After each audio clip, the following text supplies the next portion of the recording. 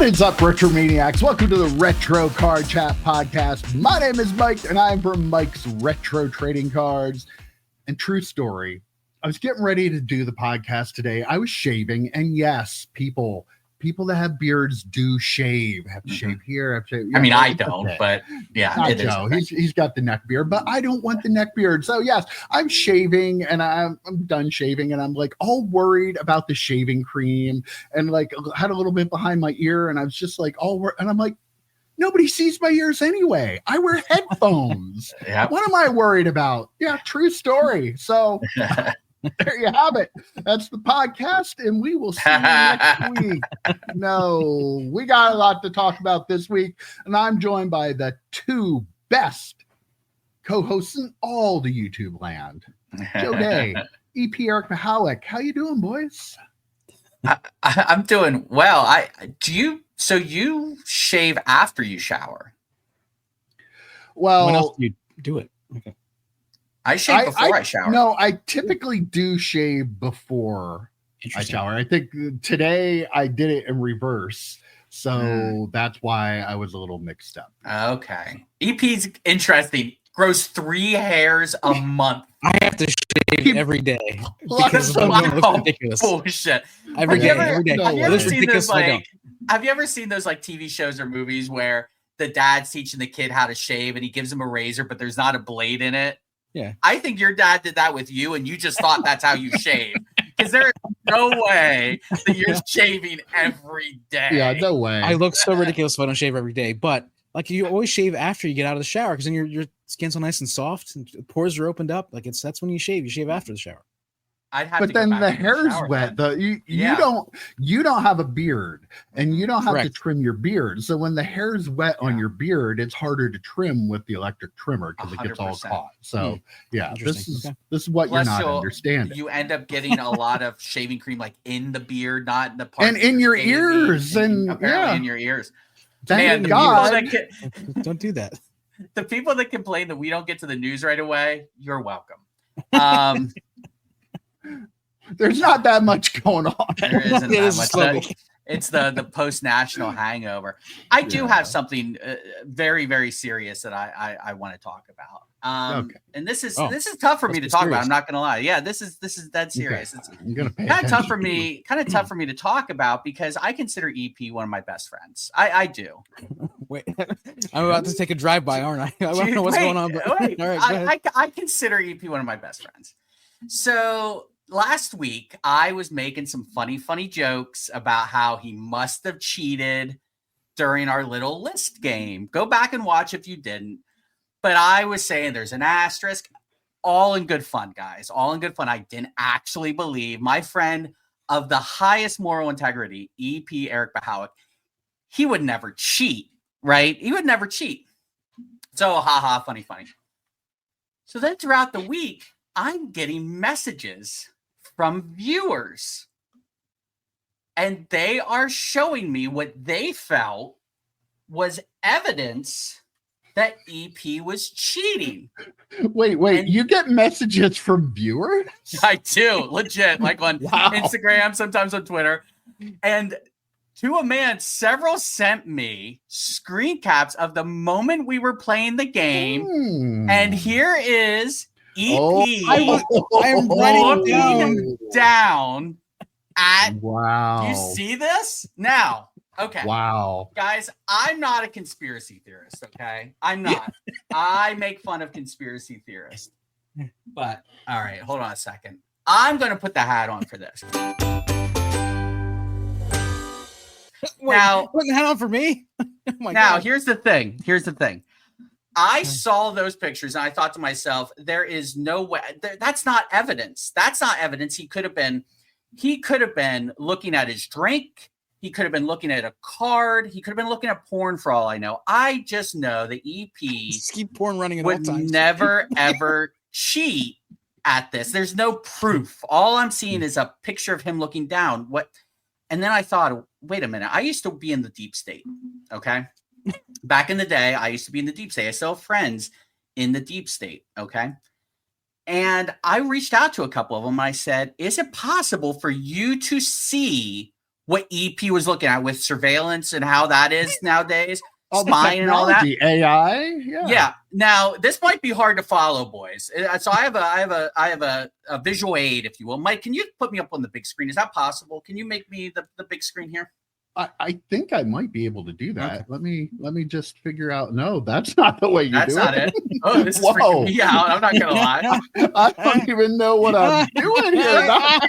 There you are. Wait, we're getting there. There we go. There we go. Talk about off the rails. All right.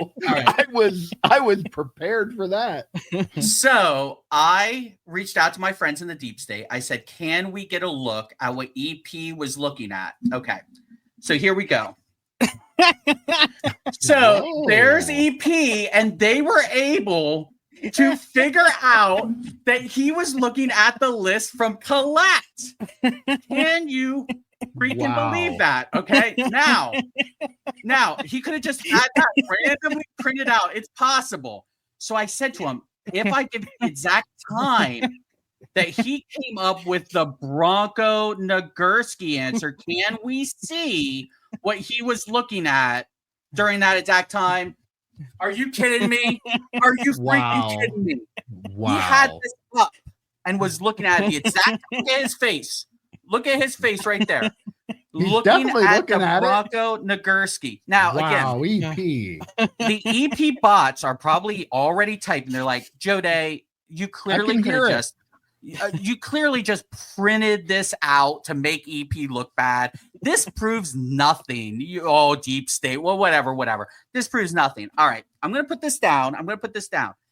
Now, I did ask them, do you have any way of zooming in, enhancing, if you will? And they gave me some techno babble stuff.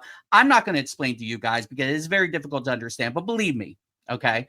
They explained it to me, and they said he actually had something written on the Bronco Nagurski page there that he had printed out. I sent it to a handwriting expert.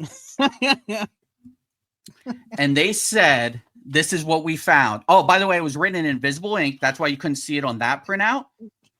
Guess where they use invisible ink the most?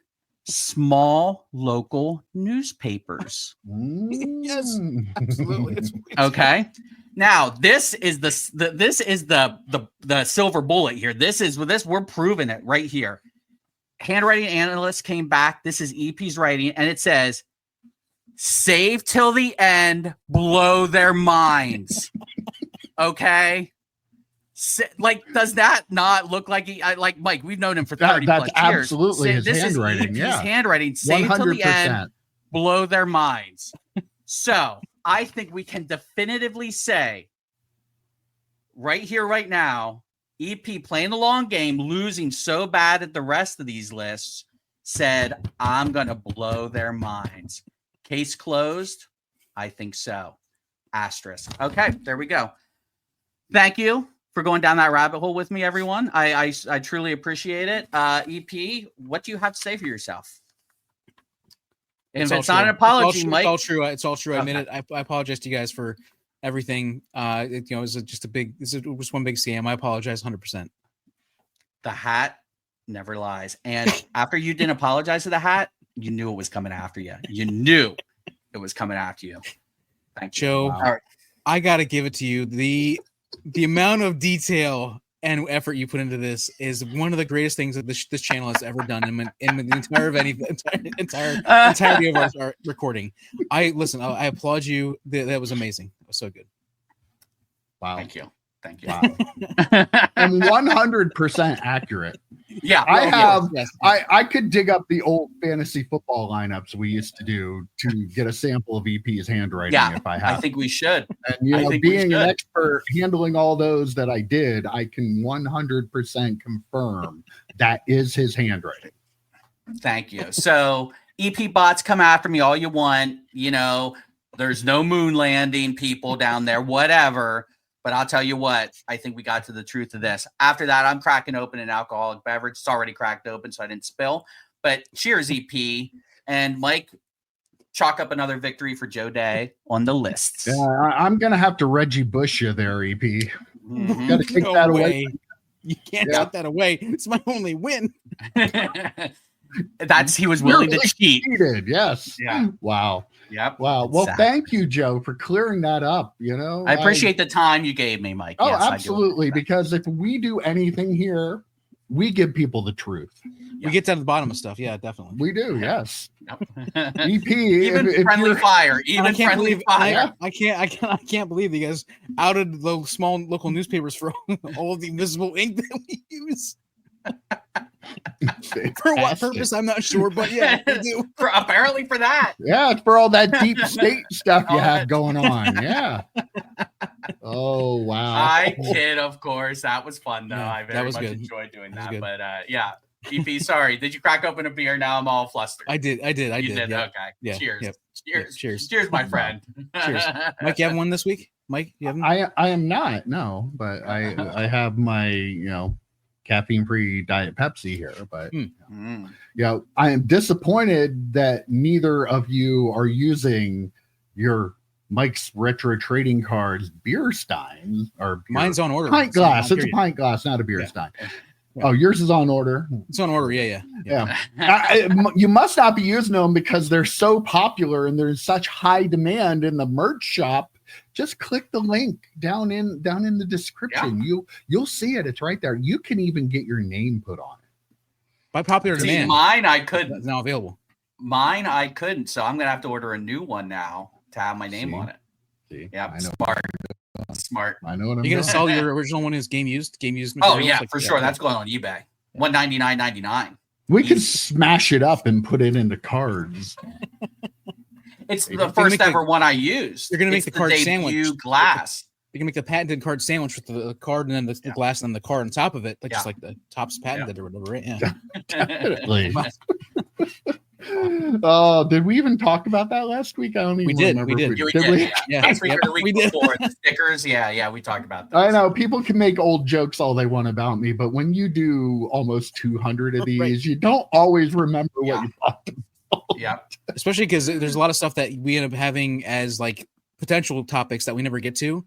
And it could end up being one of those, right? That we didn't want to get to. Yeah. Don't tell people that, EP. There are people out there begging for like 3-hour podcasts. There are people out there. So 24-hour podcast. We only do whatever content we have, and that's it. We don't have any extra. They would really love it after we talk for two hours, and then I say, okay, well, let's get into it. So true. Everybody's gonna go for 2 hours off the rails. Do you think we could go 2 hours? Well, considering how much we talked before and after the podcast, we absolutely could. Yes. Yeah. So, yep. What's new and exciting, EP? You got anything going on? I just I've been on my stuff again, doing my thing where I'm bidding $1 to $2 on cards I'm never gonna win. And I have like right now on my phone, I have like 307 new messages from eBay or whatever. One of those things where it's like you bid on, you were outbid. Don't forget about this. This ends in 10 minutes. Don't you want to bid? Can't complain though, because this is how you do the I hobby. do. I enjoy it. I enjoy it. But I enjoy it. But that's why I have all these messages. But there was one that I was scrolling down through looking at them, and I wanted to talk to you guys about because it kind of like exemplifies where we are like right now, where the hobby is right now. There was a Panini and one 2019-2020 Steph Curry. I want to say like blue numbered 99. I'm not sure what the number was. And right below it was a Julius Erving, 2013-14 Julius Erving autograph. And these cards at the time were both like $80. The Steph Curry I'm going for like $130, and the Irving went for like $80. So the Julius Erving autograph sold for less than some random parallel of Steph Curry because it's numbered. I just thought that, just like a really a good example of where we are in the hobby right now. We're like, yeah, I would have loved to have that Dr. J auto. Like that's an awesome card to have. Like it'd be an awesome thing to have. I wasn't going to pay that amount of money, but I thought I wanted like $50 on it because that'd be a really cool card to get. But I never thought a random parallel of a random Panini set would go for that much more for Steph Curry compared to Dr. J. It a pack pulled auto? Was it like in a set? Pack pulled. Yep. Wow. Yeah. Like I could understand if it was like in person and not authentic or something like that. But yeah, that is the hobby though right now. I mean, it's how many different parallels can you put out there, because people are going to spend more on those and value those more than Hall of Fame autographs. Yeah. Crazy. Wow. I don't have much going on this week. Got a new driver's license. There you go. So, Wait, does it show you're 60-ish years old? I think it's up to 80 now. I don't 80? even know. Okay. I just always look like somebody you don't want to run into in an alley somewhere when I get my driver's license. I think we all look like psychopaths in different ways, but yeah. If I were anywhere near as tough in real life as I am on my driver's license, I could go places. But yeah, I got nothing else going on. So I had a concealed carry permit back in the day, and imagine this beard but bushier, shaved head in front of an American flag, because that's where they take them at the county office. And I was like, because you can't wear glasses, I'm like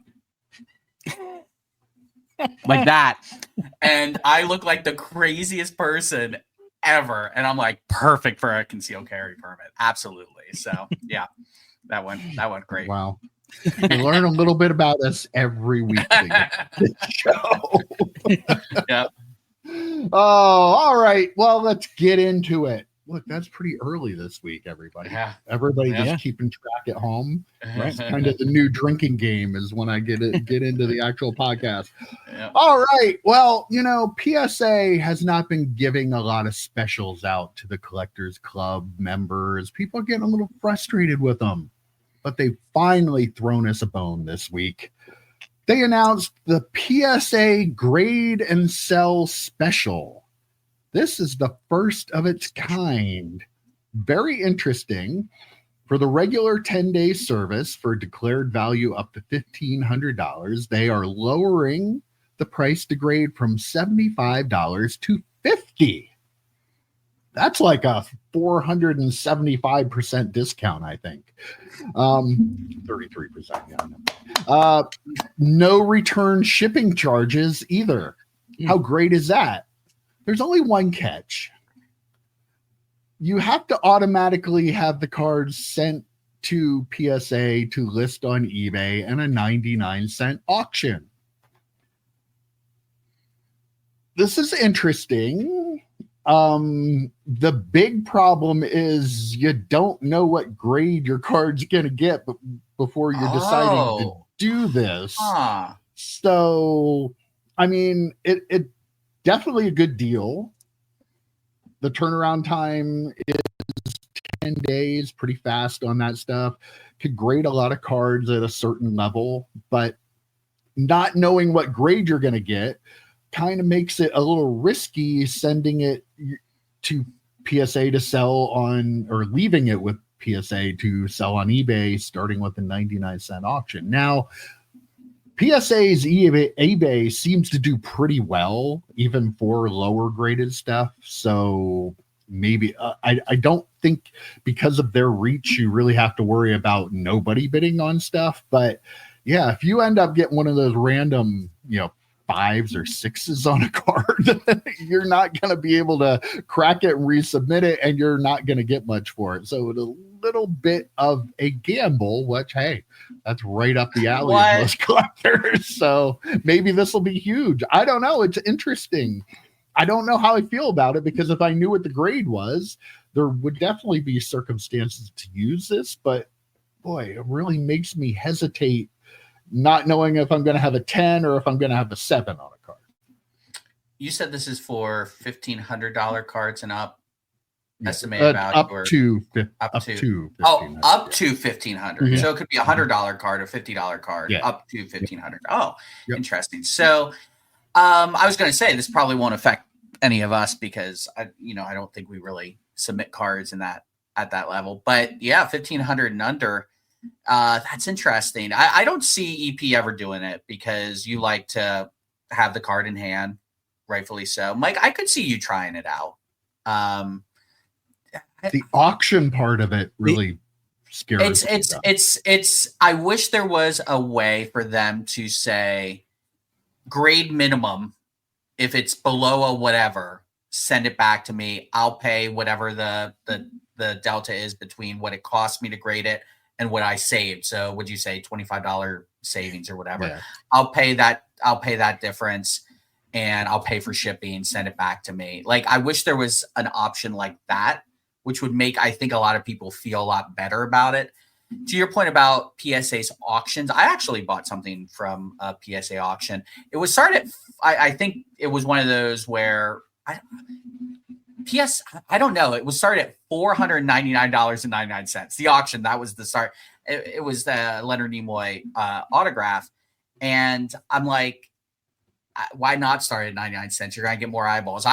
Anyone who starts autos or anyone that starts auctions like that, to me, are losing some eyeballs, because you start at 99 cents, maybe you get invested in it then. And so that's a possibility too. I was kind of surprised to see that one started so high. Not sure why that was the case, but yeah, as a program itself, I kind of like it. If you are of that type of hobbyist, if you are someone who is buying cards to sell cards and that's it, this is perfect for you. And I think you should avail yourself of that. I'm not that type. I don't grade much anyway, so I'm definitely not that type of person.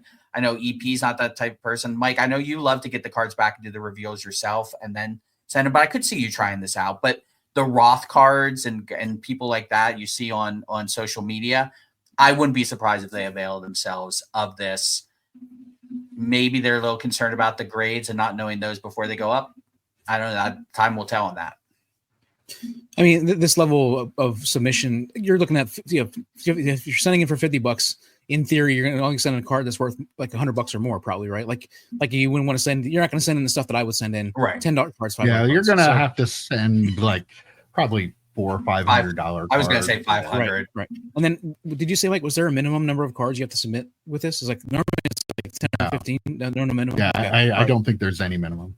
Okay, well that's a good deal, because I mean, like, if it was like 15 card minimum, then you're looking at, let's say $100 a card, you're at least $1,500, 50 times 15, 50 times 10, $500. He did that on purpose to get Joe to bring it. Yeah, must have. I don't know. That was wild to watch. It's like a beautiful mine down there. No, it'd be like it'd be $2,500, right? 50 times 10. If it was a 10 card minimum, it'd be $500. $500. Never get it's fine, Joe. Everything's fine. Listen, what the fuck is happening here? I had too much sleep. I had too much sleep. I got 6 hours sleep and I'm off my game. So anyhow, wow. To some of the points that you're talking about, Joe, like the 99-cent auctions, like those cards I was talking about at the intro or whatever, like those are the cards that I bid at $1, I bid $5. If it's really cool, I bid $50 on or whatever, even though thinking I would never get it. And so like that kind of gets the ball rolling. And I see a lot of people that would see that, they would be, get into that just because of that kind of thing. And so they are leaving money on the table. I feel like they're going to juice the grades, right? Like they're going to juice the grades for these people that take this on. This is what people are talking about. Yeah. I mean, I was going to say it, but I already pulled out the conspiracy hat earlier. But I mean, come on. Yeah, this is not for me, but it is for a lot of people, and it's again for these people who are happy to buy a card and then send it off to get it graded without seeing it. It's for the people who buy something from the vault and send it off to get it graded, or ComC and send it off to get it graded without seeing it first. Like they're fine with that, because in their minds, all they're worried about is, I'm going to buy this card because I can flip it, and I know I can turn it into a PSA 10, and I know I can make an X amount of money off of it. They don't actually care about the cards; they care about the money side of it. And I think that's what this is for, catering to the people. And again, there are a lot of those people in the hobby right now, and nothing against those people. It's just not where I am as a collector. Yeah, this is definitely not for collectors. This is for people that just cards are inventory and they want to keep turning it over. And I'm sure they will do quite well with this, because I mean, it's a great deal. And I mean, the grade's got to be what it is, right? Whether you get it back and it's a 5 and you have to sell it yourself, or they're selling it for you. I mean, there are a lot of people that just don't care. Like, they need to get rid of that card. They're not going to hold it and hope that somehow the card gets better in the slab so they can crack it and regrade it. But Joe, I did watch one of Neo's videos, Northeast Ohio Cards and Comics, for you. Thank you. Okay. And he was talking, and he actually did make a good point about the conspiracy theorists that are saying they're gonna juice the grades. He's like, there are a lot of people that work as graders for PSA, and they don't get paid much money. So if all this stuff was going on, like, kind of feel like we probably would have heard something about it, unless they kill him. I don't know. But yeah, My, that's that a joke. Turner out there, jeez. Joke. I mean, But, yeah. it's kind of like every conspiracy theory, right? It's like, okay, everyone had to keep the moon landing quiet. Every single person who knew about it, thousands and thousands of people. There are way more I get graders than there are people that landed on the moon. So, that's true. I want to see proof. Yeah, I need to. It's soundstage. Yeah, I mean it is a good point, and like you always wonder, like juicing the grades.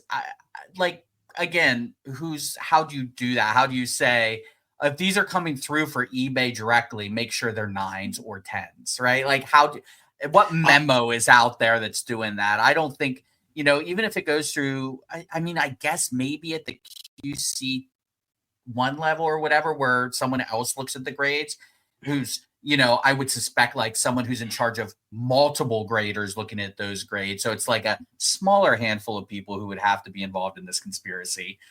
Still, probably not. I'm going to go out on a limb, but that's always been the thing with PSA. People saying, well, why would they give you worse grades? They can upcharge you if they give you better grades, right? Like, but not everyone's getting, like, it's not nothing but 10s coming out.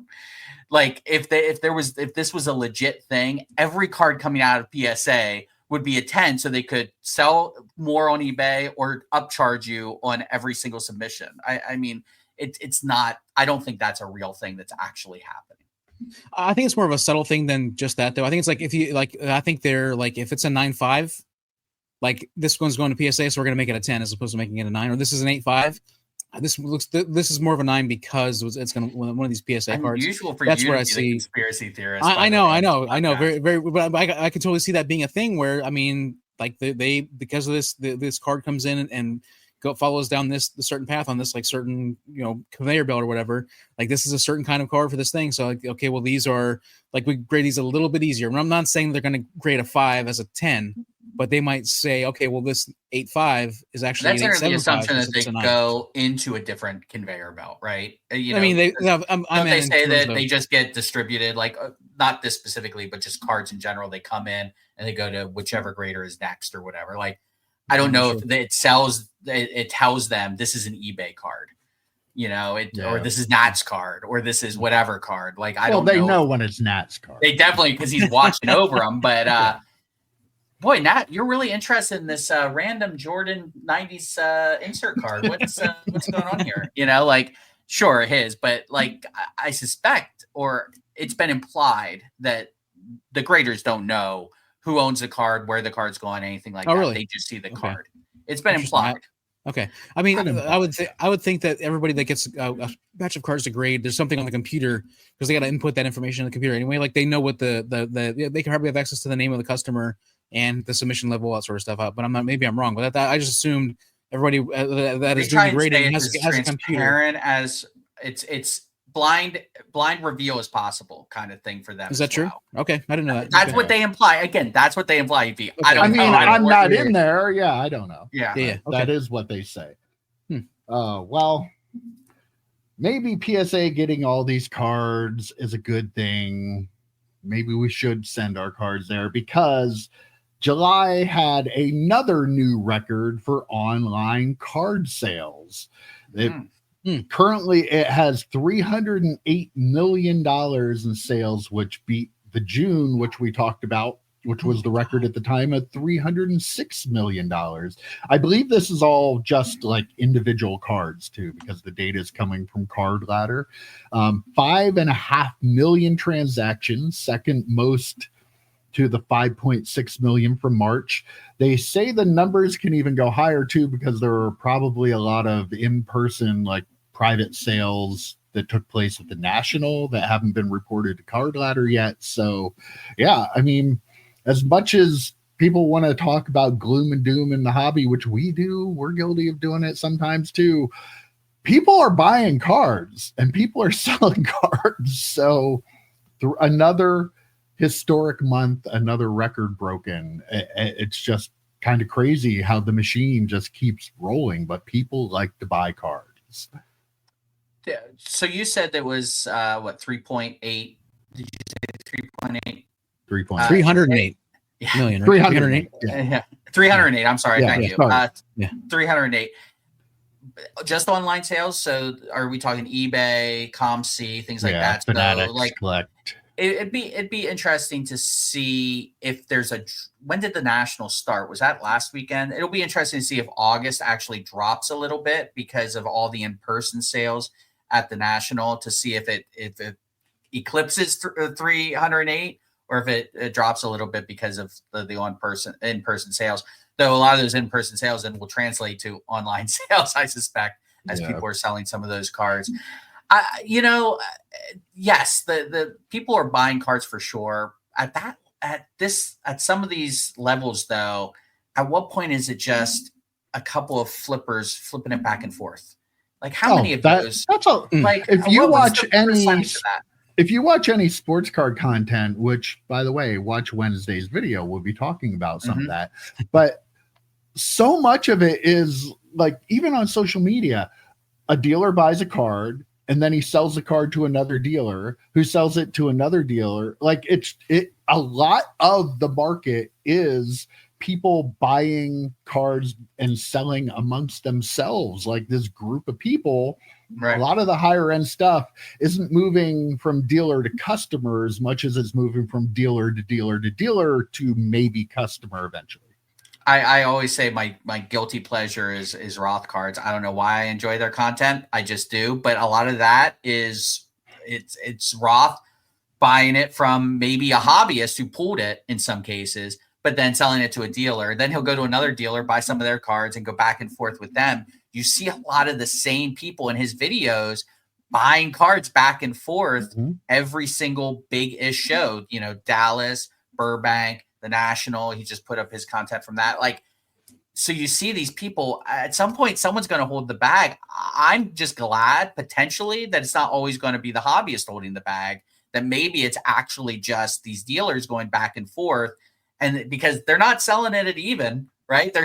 Everyone's making a little bit of a profit up those stairs. So, someone there is going to hold the bag. I'm just, again, maybe happy that it's less a collector / hobbyist and more maybe on the dealer side of it. I think just because of the way that works, though, I mean, some of that stuff, not a lot of some of that stuff, like I picture like the rookie royalty stuff like this. That's what was going to keep the values in that stuff so high. That stuff was like selling for like $30,000 or started at $30,000 a box, like that stuff, because the high end people are going to sell it back and forth to each other and keep that price high. As long as Caitlin Clark remains relevant and remains one of the biggest athletes in all of sports, as you're going to continue to do that, continue to increase that value a little bit here and there, selling between each other. And I feel like that is it raises to that point, EP, sorry to interrupt, but it raises the comps then, so that a collector might see those comps going back and forth and then buy the card for that inflated. I think we would all agree somewhat inflated price because it's going back and forth, raising the comp between dealers. And then they'll go on eBay and they'll buy it for that price. And it's like, that card's not actually worth that. You just paid what the comp is, just because a bunch of dealers are going back and forth with it like a commodity and not an actual card. So I guess in essence, collectors will, not that specific bag, but will be holding a bag very similar to it because they watched some of those prices and some of those comps come up. Yeah, definitely. Before we move on, let's just take a second and just talk about the $614 million, $500 million in cards in 2 months. And then I think you said 5.5 million transactions, Mike, and you would assume 5 million probably the month before. It's like 10 million in transactions we can assume, and $614 million just card sales online. That's amazing. I love that about for the hobby. That's amazing. That's awesome. That's a lot. It is. That is a lot. That is a lot. And August is looking good too.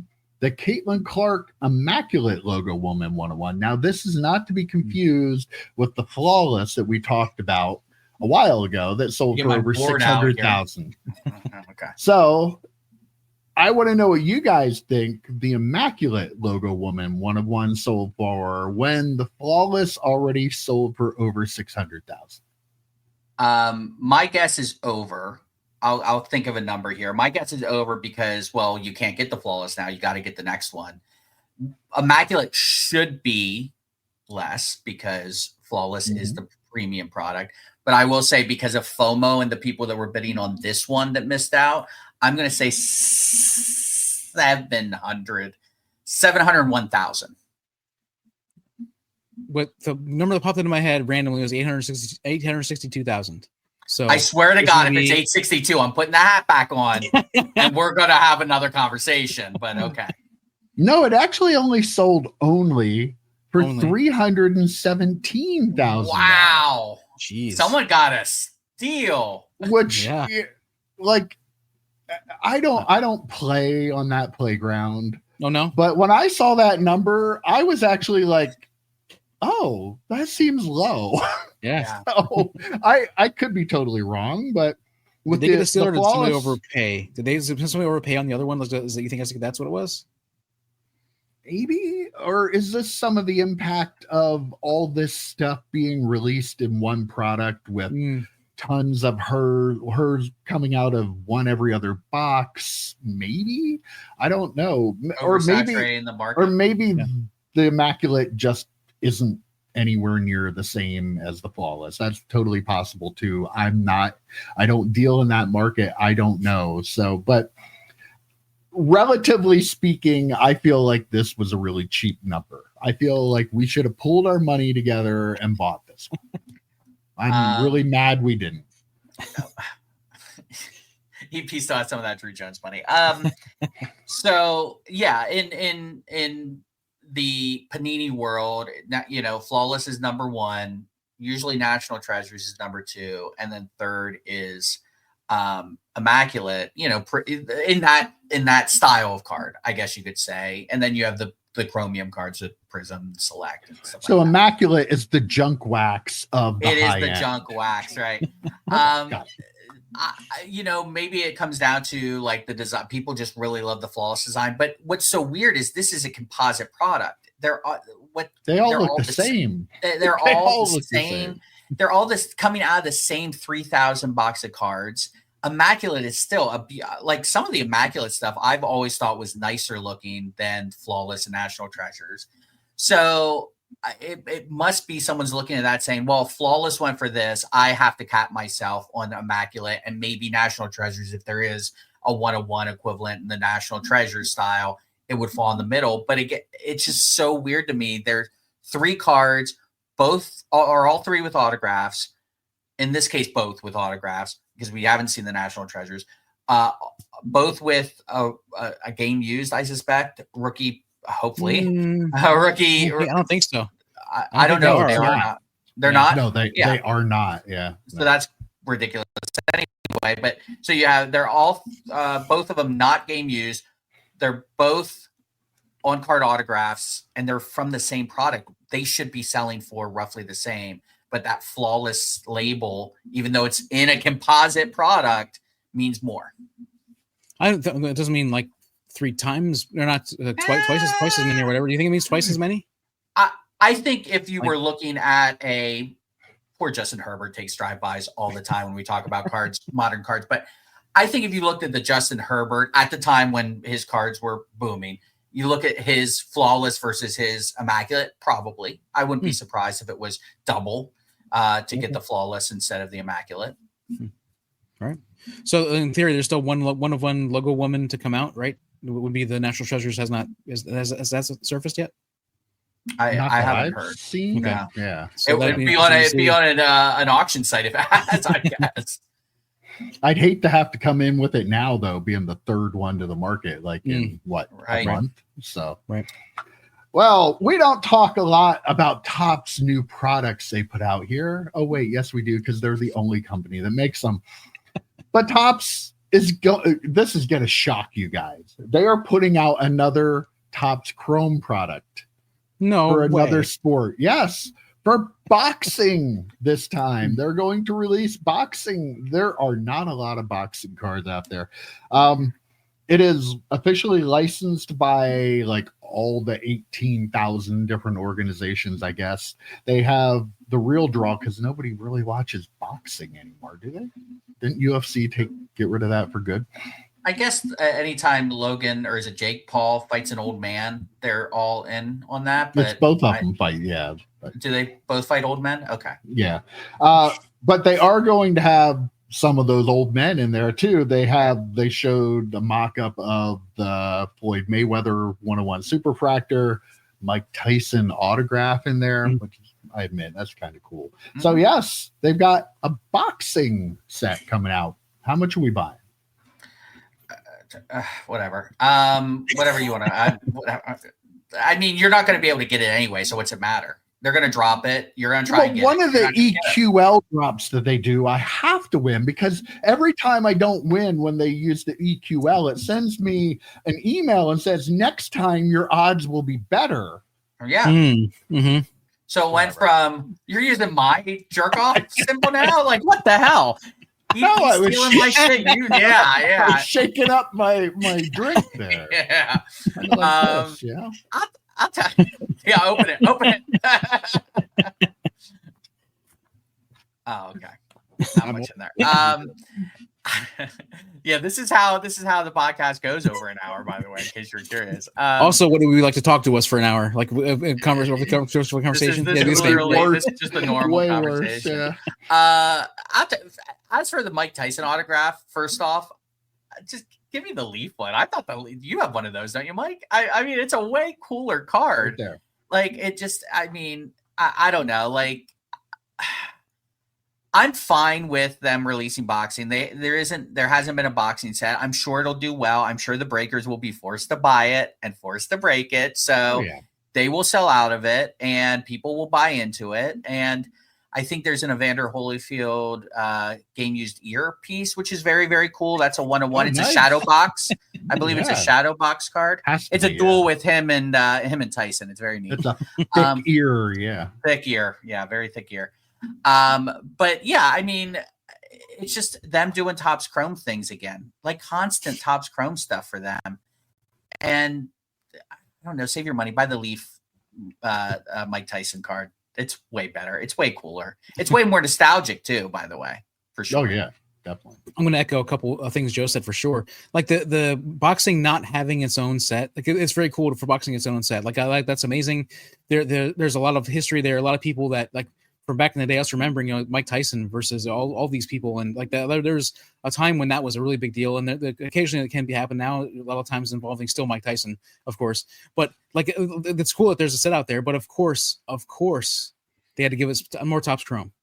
Like it couldn't be a paper product, couldn't be something that again I'm going to say affordable. They don't care about that. They care about $600 boxes of cards. I love that there's autos in this. Like if they wouldn't have done something with no autographs and just like parallels or something, I would have been upset.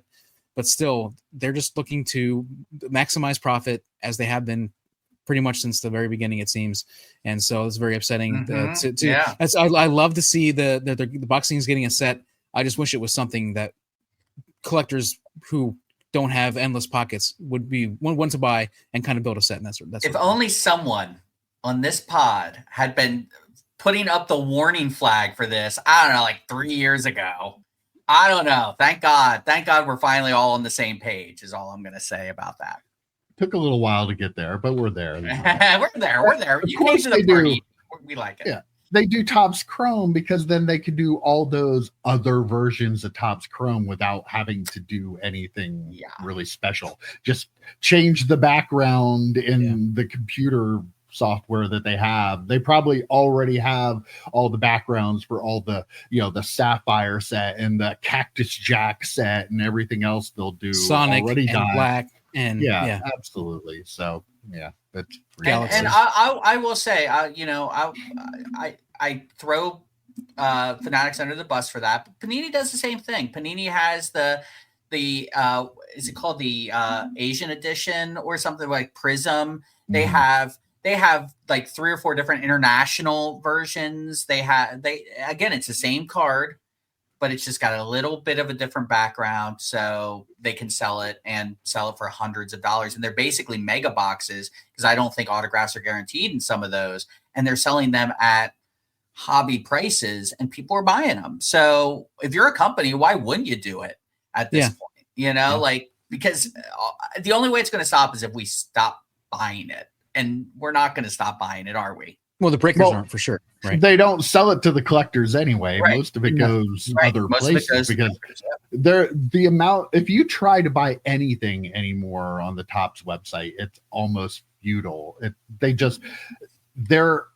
It can't be just because of the demand. It's because they're just giving us crumbs, and everything else is going to breakers and bigger distributors and stuff like that. So we don't have a chance. But this is not the only Topps Chrome boxing story we have, because Joe has a little bit of a boxing story about Topps Chrome that he wants to share with us. You had a little bit of a issue with the boxing of Topps Chrome Sapphire Marvel, correct?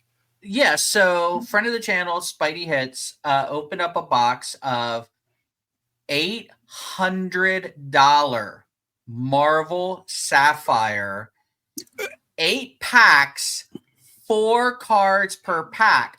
All of that's terrible. All of those words I just said is terrible. What's even worse is the box that it came in. Look at that. Look at that. It's not even half of the box is filled with packs. And for $800 to $850, those packs are just flying around in there. Are you fucking kidding me? This is horrendous. Like, say what you will about other companies. They don't do this shit. This is really, really bad. And it reminded me, as I sent a picture, I think I sent a picture to you guys, or I might have posted it on Twitter. I bought saltines randomly, and I opened up the box, and this is what the box looked like. Guess what? This box cost me $5. This is allowed for a $5 box of saltines, not for an $850 in Topps Chrome product. What are you doing here? Like, that's $100 box of cards if you're packing them like that, right? Like, that's ridiculous.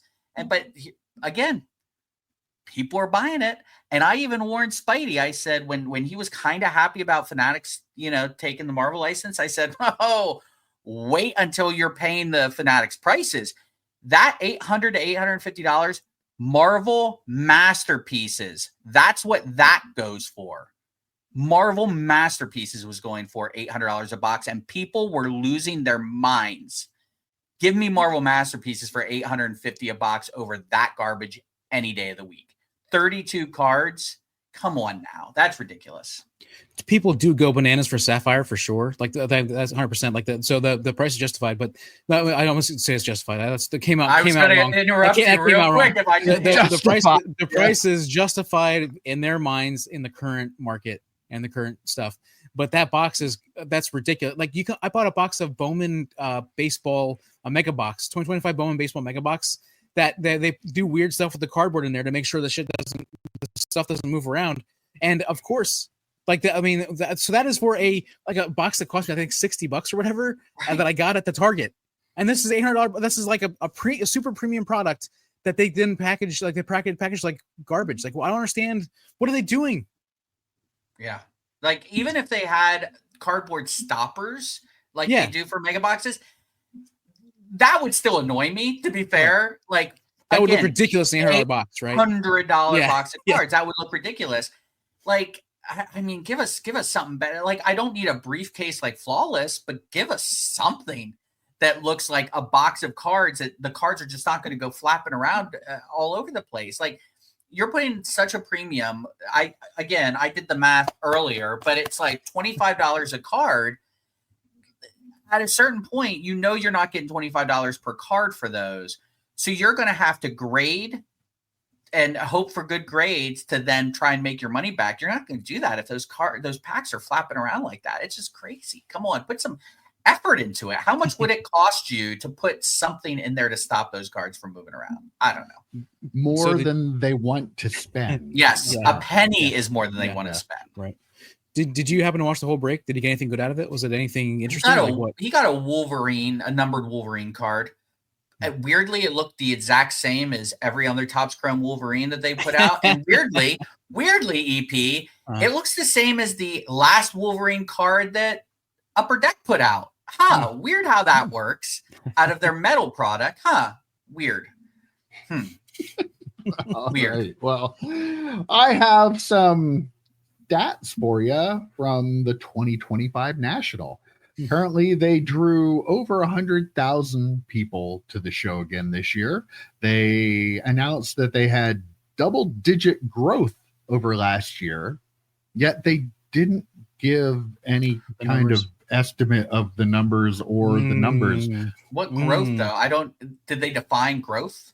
Did they say the number of sales people, the number of people attending and the attendance of the event? So that why are you not sharing that information? Like, I don't understand. First of all, double-digit growth means that 110,000 people went instead of 100,000. It's really not. Well, no. Double-digit could also mean just that's numbers. Right? 99 people. 99 people. Or 10 people if they're not talking about percentages. Yeah. So I was assuming they meant percentages, but they didn't necessarily say. I don't know. Like, again, I don't know. I just feel like the people that run that just do what they do when it's a big show and they make their money on it. So they don't care what I think, and they don't need to care what I think. Just like Fanatics, until people stop going, they don't have to make any changes. People aren't going to stop going. But I have some PSA grading statistics here from the National. Let me interject real quick before you do that, because this is an interesting point about on-site grading. What one of the 4 major companies did not offer on-site grading at the National this year? Does SGC count? Are they a company anymore? They are the only one of the big companies that did not offer on-site grading at the National. I found that they're not a big company, Joe. They're a boutique company. A boutique company would not be there. Boutique would never. Well, I think Tag offered it, so are we sure? Sorry, Tag bots. Yeah, don't get them coming after us. Between them and the EP bots, it is flaming me in the comments right now. Jeez. All right, but the PSA graded 30,000 cards and tickets combined. That was up 30% over 2024. PSA customers dropped off almost 60,000 items to be taken back to be graded. That was up 70% over 2024. Comic books and magazines. There was I'm sure that helped. And people dropped off 4 times the amount of cards to go into the PSA vault. Over $18 million worth of cards were dropped off to be put in the PSA vault at the National. So PSA is doing a business. You say 18 million? Hang on. $18 million worth of cards. I wonder how many people that is, because whatever that number is, probably like 8, right? It was like 8 people, and none of which are actual collectors. Well, I was thinking that too. Like, we probably 100,000 is the total attendance for the entire thing, but I bet you like half of the people that went probably went every day or whatever, right? So like the number you're looking at, maybe 50,000, 60,000 total people that went, right? Or would the 100,000 be the people that walk in every day, or would it be the actual number of people that bought tickets? Do you guys think? Do you think that number is like? I think it would kind of be a blend, because you would probably, the VIPs would probably be 1 ticket, which are attending every day, but then the other, because like when we walked through last year having a VIP ticket, like we weren't counted in any kind of way. Right. But then the people that are buying the individual day tickets would be, so it kind of be maybe a mishmash of both. Right. Yeah, because if you're buying the individual day tickets and you bought, say, 2 of them, are you being counted as 2 people? You know what I mean? I would assume so. But even still, even if you just look at the raw 100,000 people, that's still like a card for every other person submitting something to PSA, right? 60,000 was the number I think that were submitted. Yeah. That'd be an average of 1 card for every other person that walked through the gates for that entire show. That's bananas. That's insane. I'll tell you what, if I graded, let's just say one day I was like, I got, I don't know, kicked in the head by a mule or something, and I was like, hey, I'm going to grade all of my Patrick Stewart autos. That's what it would take, by the way. I'd have to get kicked real hard in the head by a mule. And I'm like, I'm going to grade all my Patrick Stewart autos. I would wait till the National. I wouldn't want to ship them. I would take them there, not even to have them grade them there, but to take them back with them. So I bet you there are a lot of people who have like PC cards that they don't feel comfortable shipping, or just big cards that they're thinking about selling eventually that don't feel comfortable shipping. I had that Brady Contenders. I had that reslabbed to the National. I wanted to have that reslabbed for months, and I'm like, I don't feel safe shipping this off, so I'm going to wait. I think there's a lot of people that would do it that way, and that's there's a card I'm looking at that I might need to get reslabbed, and I'm like, maybe I can just drop it off in New Jersey. Like, I don't want to ship it, kind of thing. So like, I don't know. Like, I can understand people going to the National with just big ball. Not taking anything away from PSA's business, because that counts. I mean, it's not like that doesn't count, but that is a lot of cards that people are dropping off there. There are a lot of people too, though. Like, if I have a whole bunch of cards I'm thinking about grading. If I was going out there, if you have 200 cards, you're thinking that saves a lot of money on shipping and insurance to get them out there to drop them off. So yeah. Apparently, just a lot of people doing it. Go ahead, EP. Yeah. I was gonna say, just Joe. So when you got back and you fell down the well and your eyes weren't crossed anymore, what would that Joe have to say about grading all those cards? Christmas vacation, Raf. Yes, I like it. Very, very nice. He would look at all those graded cards and go, "What just happened? No." All right. Well, I want to bring this up because I thought this was kind of humorous. EP earlier this week. Just taking drive-bys left and right. No. Deserve it. The story. You're where the story began. The origin of this. You sent in our group text pictures of a Victor Wembanyama card that was being sold by DC Sports on eBay, showing that the number on the back was pretty much gone. It was a card, a Wembanyama numbered out of 65. And we were musing like, oh, did somebody soak it for too long in their Kurtz card care? What was going on here? Then a couple days later, there was a post going around that had been originally posted in the sports card nonsense group on Facebook. It was somebody showing their Topps Chrome Caleb Williams autograph numbered out of 25.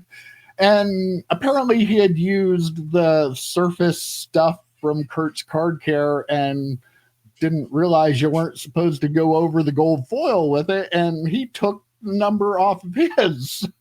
I was like, oh, EP, we're confirmed. It wasn't the soaking, it's the actual, like wax type stuff that they put on and buffed it. And somebody, which the comments then on social media were just fantastic, because you had the people kind of on our side like laughing at the dumbass for doing that, and then the other people laughing at the dumbass because he doesn't know how to use Kurt's Card Care right. It was a good time. But yeah, 2 examples. It was just funny how it showed out. But here you have, though, people, I screwed up my card with Kurt's Card Care, so let's just send it to one of the big eBay consigners and get rid of it that way, so nobody will know I did it. It's like Cheshire Cat up here. It was I wrote down the intense joy in Joe's face is incredible. The smile just kept getting bigger and bigger. I love it. I've used it already a couple of times, so I feel bad using it again, but fuck around and find out. I have no sympathy for you whatsoever. I'm glad it happened. I hope you spent a lot on that card and you lost a lot of money. Fuck around and find out. Like, I hate when people I just, when you said the first thing, EP, we all agree. We're like, it had to be a Kurt's Card Care thing. Like, what ruins a serial number like that? But it's these same people who would rather get a PSA 10 card grade with barely any auto because they soaked it or rubbed it down with that Kurt's Card Care stuff. And I'll tell you what, I don't think Kurt's Card Care is coming out and saying, oh, well, we guarantee you can send it back. We'll make you whole. They have no responsibility here whatsoever. So if you're dumb enough to use that stuff, you get what's coming to you. I'm happy it happened. Yeah, and the thing about the Wembanyama, I'm not sure if I can't remember. I think you did send the photo, but there's like damage because you can tell they were like scrubbing so hard. There's damage like right where the numbers were too. I'm like, what did these people do? Like, do you think that the card store is going to fix that too? Like, well, like I just don't understand the thought of buying a card like that the Caleb Williams auto, clearly this person was just buying it just to turn profit. That's all they cared about. Because if you're actually a fan of Caleb Williams when he was at USC or when he as a Bear, or if you thought, okay, well maybe he's going to have a really good year, like you wouldn't be so worried about doing Hertz card care. And if you had in my opinion, half a brain, you wouldn't be putting solvents and like trying to buff stuff out of cards. Like Michael they buffed the foil right out of it. Yeah, I mean, for that, get rid of that damn foil. Yeah. And it's also a really good lesson to Little Victories, one of the guys that me and Joe watch a lot on YouTube. He's been talking about this a lot more, where he used to buy a lot of stuff on DC Sports, the big co-signer on eBay, because he would end up getting a lot of decent, like a lot of not great players, but he'd get them for like $1, gold refractors, that sort of thing. And a lot of them were decent enough for him to send in to get graded. But he's finding more and more that he's really dialing down his purchase on DC Sports, because so many people are singling cards that are damaged, cards that will not get even a 9, because that Wembanyama that I showed you guys, that listing had no mention of damage in the description or in the title, and that there was clearly bad damage in the back. No foil numbers, no foil in the numbers whatsoever. Huge damage in my opinion. Like put that in the front of the title in my opinion, as opposed to the end of the title. Put it at the front of the title. That's how badly it was damaged, and no mention of it anywhere. And this co-signer is dealing with I'm guessing hundreds of thousands of cards. I'm guessing at least in a month. Consigner. Okay. Co-signers are they're awesome autograph cards from back in the day. Consigner. Yeah. Sorry about that. Yeah. So, but they're dealing with all these cards, and they're not paying attention to a lot of the damage stuff, and they're just putting them out there. So, like Mike said, you can have a damaged card, just send it in. They don't know who it's from, and then it ends up getting sold and returned eventually to DC Sports, and they're stuck. I'm not sure how it works if it gets returned, like what happens there with as far as the original submitter. But yeah, I mean, be careful with these big consigners. You don't want to get. I got the word right. Yeah, you did. And Little Victories has mentioned this as well. The damage is a big thing with consigners, but also mislisting stuff. He's gotten refractors because they didn't put refractor on it, so he's gotten them at base card prices. So always be careful when you're buying from consigners. That's just a good lesson in general. Mike, you didn't mention the best comment about the Caleb Williams on social media. I absolutely loved it. Mike, if you would, please. The best comment. This is in the running for best tweet of all time in the hobby. It's up there. But in the posting with the Caleb Williams, somebody said, does Kurt's Card Care take the logos off of the jerseys too? Because again, it was a Topps Fanatics autograph of Caleb Williams, so there were no logos. Bravo! I don't know who you were, but bravo! You deserve a standing ovation. But then everybody see how fat I am. So all three of us. This nice Mr. Iguana shirt on though. That really doesn't it? Yeah, it does. Yeah, why do people watch us? If you're still watching, I don't know why. But comment down below why you're still watching. Give him a word. Give him a word to iguana. Give him a word to put. Iguana. You comment iguana if you're still watching at the. I don't know because I forgot when we started. Yeah. So, I do want to get to this though because there were 20,000 people watched live as Logan Paul and Ken Goldin did a live stream where they opened up a box of 1980-81 Topps basketball. And they got not one, but 2 Larry Bird and Magic Johnson rookie cards with Dr. J on it out of the box. Now, some people are screaming it was fixed because they got 2 of them out of there, but I mean, the collation, the size of the set, the number of cards, 2 is definitely in play, probably most of the time over 1. But they still probably lost their money on it because I think they said it was like a $15,000 box. And unless you're getting to 10, which is really hard to get in that, but 20,000 people watched them open it live. I think we should have Logan Paul on the podcast. What do you think? I don't think we're big enough. We need a huge subscriber. Well, I'm sure he's out there wanting to help the little guy, right? We need to get to at least 10,000 subscribers before he does that. Hopefully in the next couple months. So I will say I would, if it was like something I was interested in, like if it was a football product, if it was a non-sports product, I would have watched. If they're opening up a case of Rittenhouse Iron Man or something like that, something really, really cool, I would have tuned in and watched it for sure. And they weirdly have those two have a relationship. He was on the Golden Touch, and they were opening up first edition Pokemon from 1999 boxes. He's the guy that got duped, remember? Yeah. So like he and Goldin have done stuff together before. So I'm not surprised. And I'm not surprised 20,000 people watched it. I mean, it is fascinating. Like, you don't see boxes like that get opened anymore. I mean, I'm not a huge Ken Goldin fan. I'm not a huge Jake Paul fan. But Logan Paul. I'm same difference. It's fine. Yeah, whatever. They're the same people. Yeah. But that being said, it still would be fascinating to watch. Could you imagine if they'd open that box in the packs for G.I. Joe packs? Could you imagine how amazing that would have been? Now, that would have been fixed. That would have been a fixed thing. They should have done that as a joke, by the way. Right. Like, had an empty box and then put G.I. Joe packs, and that would have actually wasn't that fixed when they originally had that happen, though? I still have put the conspiracy I had on. I think that was. You think that was all set up? Okay. I do. Yeah. I don't know. Why would they buy a box? The conspiracy people. Why would they buy another box from BBCE for $15,000 to rip when they screwed you on the Pokemon case? Yeah, that's true. Well, because now they can scan it. Because now they can.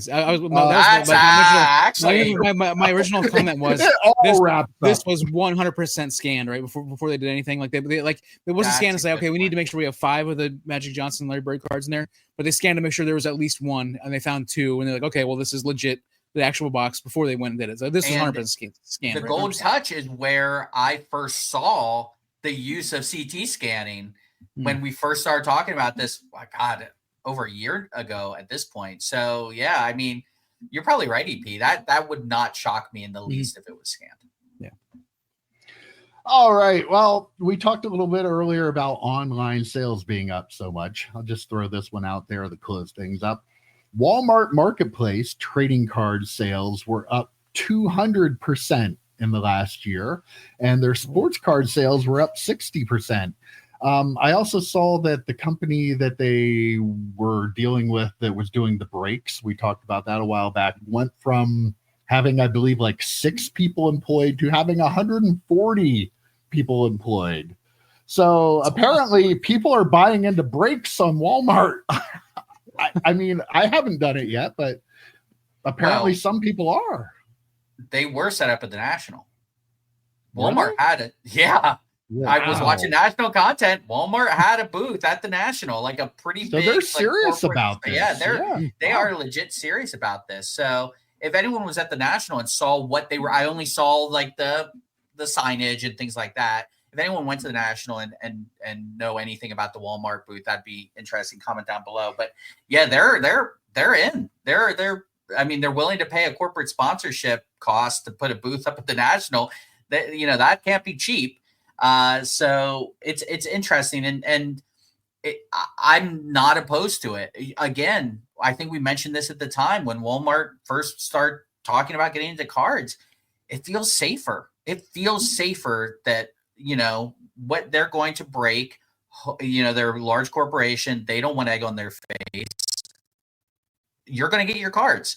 You're not going to get dipped. You're not going to get duped. Any of those things. You're going to get your cards at the end of the day. So this feels a little bit safer. I will say, I do feel a little bit bad for legitimate breakers.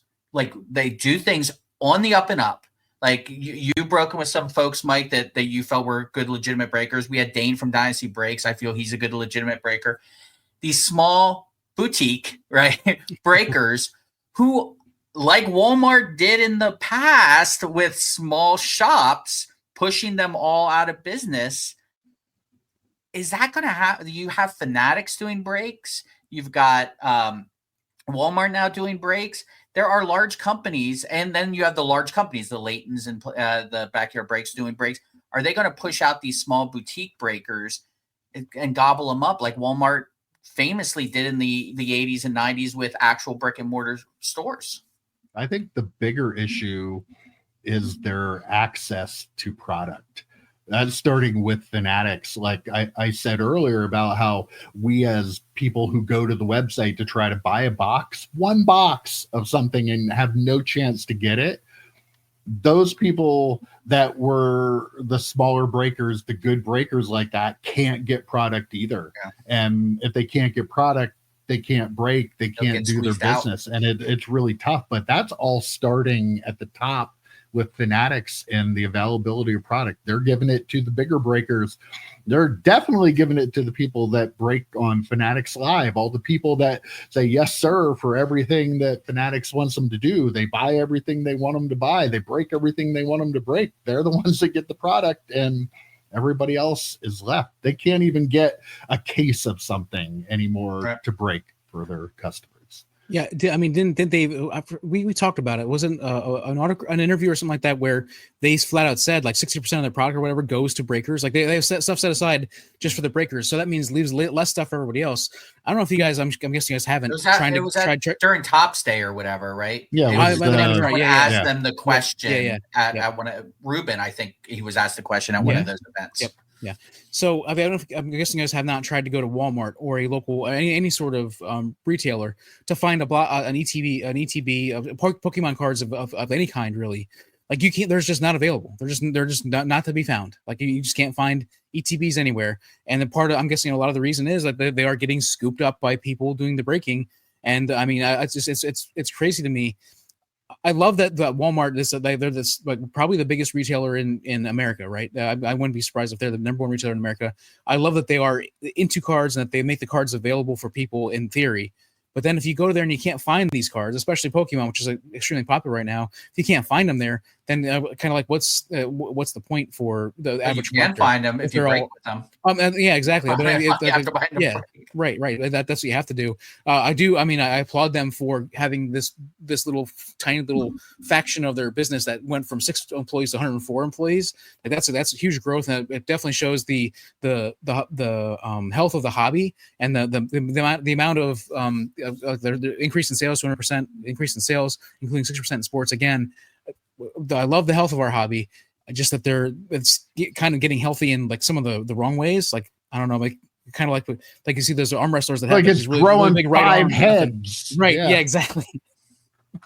Oh, it's like Mjolnir in Thor: Love and Thunder was protecting Jane Foster, but also giving her cancer. So like, I don't know. It's kind of the same thing, and that's one of the classic cinema pieces of cinema of this generation. Movie of all possibly time. Greatest, right up there with Citizen Kane.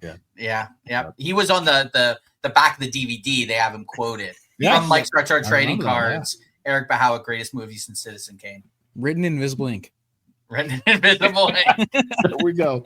We just tied that up with a bow, so I'm going to knock it off right there. That was a very good chat this week, boys. And I will see you next week. Take care, guys. See you, boys. Adios.